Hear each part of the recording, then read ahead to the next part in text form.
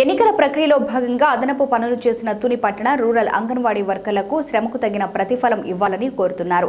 ఈ నెల 7వ తేదీ నుండి 11వ తేదీ వరకు ఎన్నికలకు సంబంధించి ఓటర్లకు స్లిప్పులు పంపిణీతో పాటు పోలింగ్ కేంద్రాల వద్దకు వచ్చే ఓటర్లకు తమ ఓటు ఉందో లేదో వంటి వివరాలను అందించే పనులు సక్రమంగా చేశామని, అయినా తగిన ప్రతిఫలం నేటి వరకు ఇవ్వలేదని ఆవేదన వ్యక్తం చేశారు. దీనికి సంబంధించి తుని రెవెన్యూ కార్యాలయంలో అధికారులకు వినతి పత్రాలను అందజేశారు.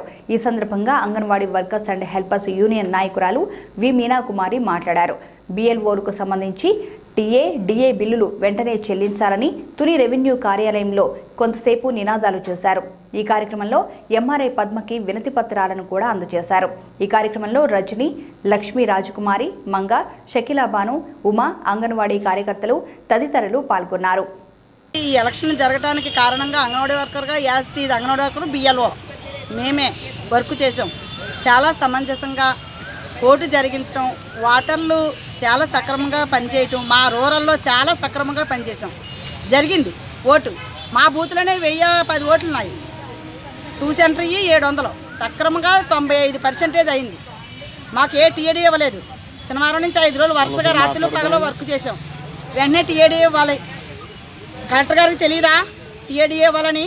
ఓటు జరిగించిన ఆఫీసర్లకు తెలియదా? దీనికి స్పెషల్గా క్యాష్ వస్తుందని అందరూ అన్ని వేదిలో చూశారు కదా, వర్క్ చేయించుకున్నారు కదా, ఇవ్వాలి. మా రూరల్గా మేము రేపు ఓటు ఎంపీటీసీ అవని, జడ్పీటీసీ అవని, ప్రెసిడెంట్ ఎలక్షన్లు అవని బిఎల్ఓగా వర్క్ చేయం. మా ఉద్యోగం మేము చేసుకుంటాం. అంగన్వాడీ టీచర్గా మేము చేస్తేనే ఈ ఓటు అంతా సక్రమంగా జరిగింది. రేపు జరగదో చేయం. రూరల్ రెండు కలిసి కూడా బిఎల్ఓలుగా పనిచేస్తూ ఉన్నాము. గత 5 సంవత్సరాలుగా 12 ఏళ్ళుగా పనిచేస్తున్నాం.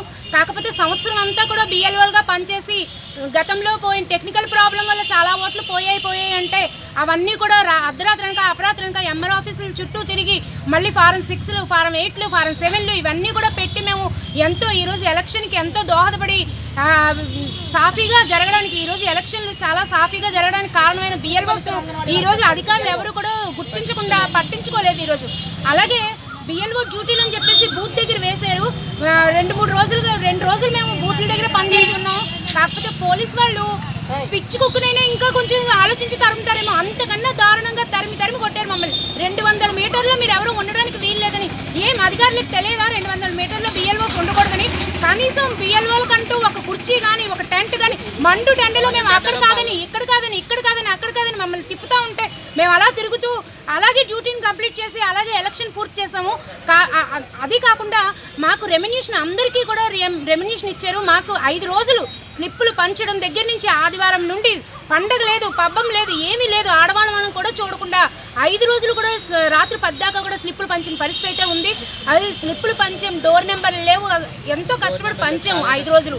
అయినప్పటికీ కూడా ఈరోజు మమ్మల్ని గుర్తించకుండా మాకు ఎటువంటి రెమ్యునేషన్ పారితోషికం ఇవ్వకుండా ఈరోజు చేతులు దులుపుకుని ఆర్ఓ గారు రేపు వెళ్ళిపోతారని తెలిసింది. అందుకని చెప్పి మా డిమాండ్లు ఆర్ఓ గారితో చెప్దామని చెప్పేసి వచ్చాము. మాకు రెమ్యునేషన్ ఇప్పించాలి. ఫస్ట్ మా డిమాండ్ ఏంటంటే మాకు టీఏడీఏలు ఇప్పించాలి, రెమ్యునేషన్ ఇప్పించాలి. అలాగే రాబోయే ఎలక్షన్లకు ముందుగా మేము ఎందుకు చెప్తున్నామంటే ఈ ఎలక్షన్లు మేము బాగా చూసాం. పోలీస్ వారు మమ్మల్ని ఎక్కడ కూర్చొని ఇచ్చే పరిస్థితి అయితే మాత్రం లేదు. కాబట్టి రానున్న ఎలక్షన్లో మాకు సపరేట్గా బిఎల్ఓస్ కంటూ ఒక టెంటు, కుర్చీలు ఏర్పాటు చేయాలని చెప్పేసి ప్రతి బూత్కి కూడా మేము కోరుకుంటున్నాం. అలాగే ఈ డిమాండ్లతో మేము ఈరోజు ఆర్ఓ గారితో మాట్లాడదామని వచ్చాము. ఇది మా డిమాండ్స్.